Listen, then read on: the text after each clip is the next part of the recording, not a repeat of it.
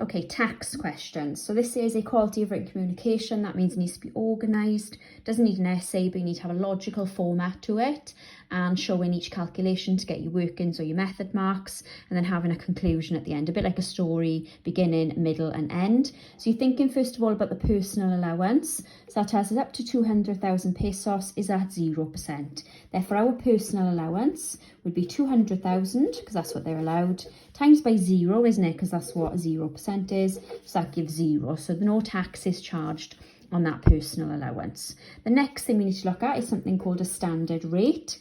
That is telling us anything between 200,000 and 500,000 is at 10%. So the first thing we would want to do is work out the difference between those two things. That would give us 300,000, working out the difference between those two numbers, and then calculating 10% of that, okay? So you're dividing this answer by 10 effectively without a calculator, aren't you? So that gives you 3,000, okay? And then don't forget your extra 0 on the end, dividing by 10, okay? So that gives you 30,000 as your answer. So that's your first set of answers.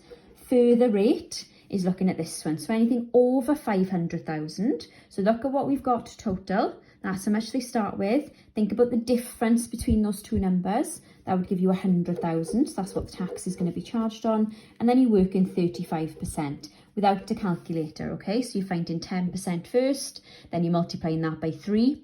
Okay, you found 10%, you've got it here, times in that by 3. And then don't forget to think about your 5%. That would also give you half of 10% and adding those two answers together. So that would give you a total of that.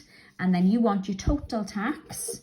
That means adding all the things we've got together. So you're adding your 0, you're adding your 30,000, and then you're adding your 35,000. Adding all those things together gives us a total of 65,000, and we are dealing in pesos, if that's how you say it correctly. So we're paying 65,000 pesos in terms of tax. So you're separating them out, that's logical. Each step is very clear.